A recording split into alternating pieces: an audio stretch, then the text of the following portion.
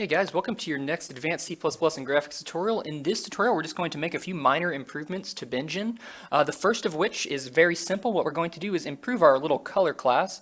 If you go to vertex.h, we have this color. It's actually a struct, and it's just for GLU bytes. It's just RGBA. It doesn't have any methods or anything. We should actually improve this. It shouldn't just be a simple struct. It should have a little bit more functionality.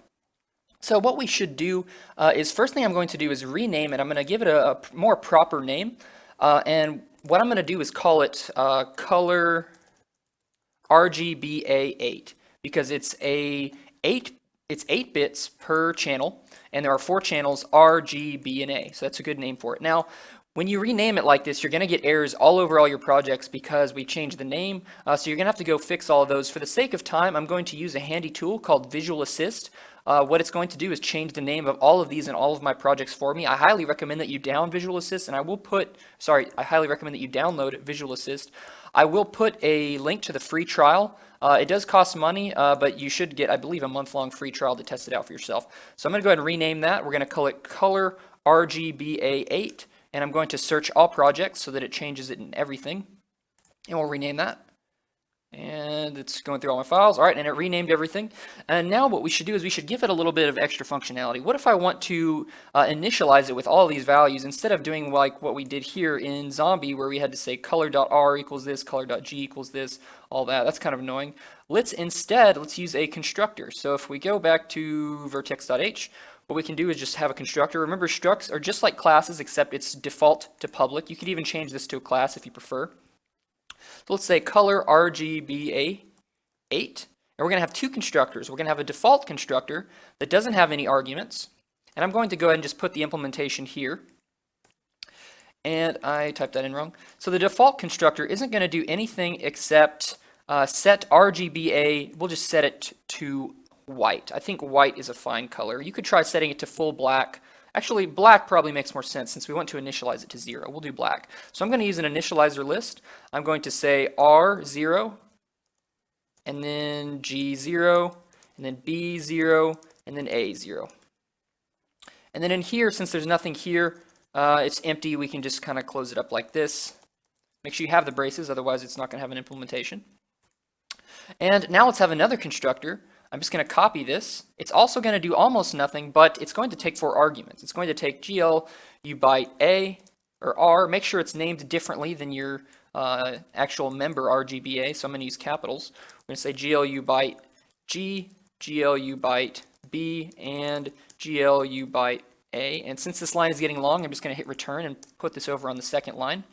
And then instead of 0 for all of these, you're going to just pass in the arguments. So we're going to say R, G, and then B, and then A. So now we can use this constructor to set up our colors. So let's go to zombie.cpp where we're using color here. Instead of setting it in 4 lines like this, now I can do something cool. I can say color equals, and then I can say ColorRGBA8. This will make an instance of a ColorRGBA8. And I can put parentheses here to use the constructor. And I'm going to say 0, 160, 0, 255. And that's much easier. We just saved 4 lines of code. Pretty cool. It says ColorRGBA8 is undefined. No, it's not. It just took a while to register, I believe. If I run it, it should be good. Sometimes Visual Studio will give you errors that aren't actually true. And, oh, of course, we have to say Bingen. I always seem to forget this. We have to say Bingen : ColorRGBA8 because this is a class that is implemented in our Bingen namespace. And now it's going to be fine. All right, so that's the first improvement, a very simple improvement. You can actually, if you want, you can do something like that for UV and position as well. Let's go to now the input manager because we want to make a few changes to the input manager. Now, right now, we have this function right here, isKeyPressed. Now, isKeyPressed isn't actually a good name for it. What it actually is it's isKeyDown. Now, isKeyDown means is the key currently being held down. What an isKeyPressed function should do is it should actually tell us if we just pressed the key this frame. So that would be like if we wanted to make it so where if you only click the mouse button, 1 bullet gets fired and then it doesn't keep firing, we would use isKeyPressed with the mouse button. So what we should do is rename isKeyPressed to isKeyDown, and again I'm going to use Visual Assist, which I highly recommend, otherwise you're going to have to manually do this. So we're going to say isKeyDown. Notice how much time this saves. It's really useful to have a tool like this, like Visual Assist. It does a whole bunch of other stuff too that's really helpful because it's going to improve your workflow and make you a much faster programmer. All right, so now this has been renamed to isKeyDown. So now let's make an isKeyPressed function. So we're going to say isKeyPressed, and let's put some comments. We're going to say returns true if the key is held down, and this returns true if the key was just pressed. All right. Now, how are we going to tell if a key was just pressed? How is Input Manager going to handle that? Well, what we need to do is keep track of the previous key state of the previous frame. And then to tell if a key was just pressed, all we have to do is look and say, well, was the key pressed this frame? Yes. Okay, well, was the key pressed last frame? If the answer is no, then that means we just pressed the key and we will return true. Otherwise, we return false. So we need another key map here. We're going to just copy this, and we're going to rename it, instead of key map, we're going to say previous key map, like that. And now, in order to update the state and keep track of the previous key map, we're going to need to call an update function every time we go through our game loop. So we need to add an update function, and we'll add it here at the top. We'll say void update, like that. So now let's implement these two methods. First, let's implement update.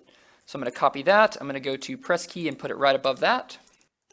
Make sure to say Input Manager : : I should also mention Visual Assist. There's a cool thing where you can right-click and click Create Implementation. It'll put this whole thing down here for you, so you don't even have to type that. Really cool, but I'm not going to do that. All right, so now update. All it has to do is keep track of the previous key state. It needs to update the previous key state to be the current key state. So what we're going to do is loop through our current keys, we're going to loop through our previous keys and set it to the current keys. All right, so let's start looping through the previous key states. What we need to do is iterate through it, so we're going to need to use an iterator. Remember that, let me drag this over here. Remember that we are using an unordered map, so we're going to need to use an iterator of this type, but luckily we have the auto keyword, so we don't have to type this whole thing out. So we can just say for, and for our iterator, we can say auto, and we'll call it for the iterator, equals, and it's going to be previous key map dot begin, and it is not equal to previous key map dot end, or actually we should loop through current key map. So key map to begin, it's not equal to key map dot end. Then we're going to say it plus plus, so that will iterate through the current key map. And what we're going to do is we're going to say previous key map, and we're going to say it arrow first, I believe. So first is the unsigned int. There we go. We're going to say previous key map it arrow first equals it arrow second. And what that's going to do is it's going to say, okay, let's go through each of the key states in our current key map, and let's just go ahead and set that on previous key map. So we're going to just basically copy key map over to previous key map. That's pretty much all this is doing. Now I want to show you a cool little trick that C++11 gives us. Notice how long and ugly this definition is right here. Whenever you have an iterator that's iterating through a collection like this, and the whatever your data structure is, it has a begin and an end method implemented, then we can use a for each loop instead. This is a brand new thing in C++11 that's really cool. It's going to do the exact same thing that this did, but it's going to require us to type less. And all we do for a for each loop in C++11 is we say for auto, and then we put an ampersand, that makes it a reference. We say auto it, that's our iterator, and then we put a colon, and then we put the collection that we want to iterate through, and we're just going to say key map. And that's that. This is much smaller. And, oh right, so if you do auto with the ampersand, it's a reference, so you're actually going to say it dot first. You can also leave out the ampersand, and it'll be like a normal iterator, I believe. Maybe not. So just do it that way. Put an ampersand, and then put a dot after both of these. And this does the exact same thing, but look how much smaller and easier to read it is. C++11 is really cool. So let's put a comment, loop through key map using a for each loop, and copy it over to previous key map, like that. All right, so that's very simple. That's our update function. Now we need to implement the isKeyPressed function. So let's copy this, go down to isKeyDown and put it right below it. Oops. All right. And it belongs to Input Manager. And so what we're going to do is we're going to say it's going to be pressed if, so we're going to return, or we'll say bool is pressed for now, and then we can make this smaller. So if is key down key ID,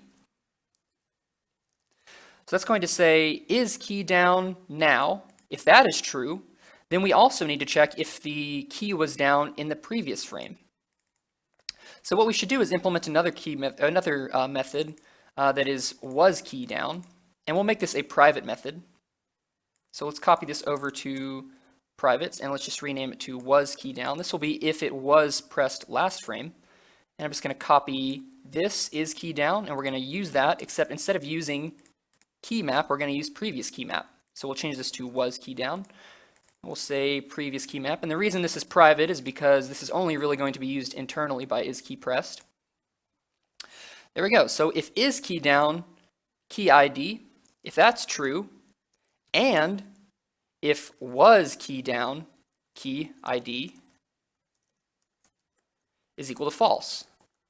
That means if it's pressed this frame, but it wasn't pressed the previous frame, then isPressed is true. So then we return true. Else, we return false. And we don't need the else, we can just say return false, since it's very simple. All right, and then we don't even need isKeyPressed. So check if it is pressed this frame and wasn't pressed last frame. And that's it. So let's actually test it. And to test it, we're going to go to, let's go to, I guess, main game. And we'll go to, I guess, the human, or the player update function, I believe, does the bullet stuff. Where is it? Player.cpp. Here we go, player.update. So now for shooting, here it is. Is key down, STL button left. Let's change that just to test it, even though I kind of like having it as is key down. Let's just change it to is key pressed. So this means it's only going to shoot when we click. If we hold down the button, it should not keep clicking, and that's how we're going to test this. But of course, we need to update the input manager now. We did implement an update function, and we need to call that every frame. So let's go to the game loop, and all we're going to do is, somewhere in here we need to update the input manager. So let's go ahead and just do it at right before process input. We're going to say input manager,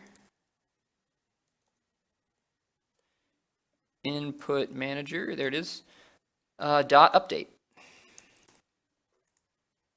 All right, so now let's test it out. See what we get. Hopefully it works. Should work. It's fairly simple implementation. And we are in release mode. We probably should be in debug mode. All right, I'm holding down the key whenever I click, and it only shoots once, so it's definitely working. So there is our isKeyPressed function. It's a little helpful function that we can use now for keyboard shortcuts and things like that. In the next few videos, we'll probably do a few more optimizations. We definitely need to learn about time step. And we might scale our game up since we're going to have optimizations, and we might include a bunch more zombies and humans and things like that, and really have a really big simulation. What did I do? I think I just moved that readme. Oh well, it doesn't matter. All right, guys, I will see you later.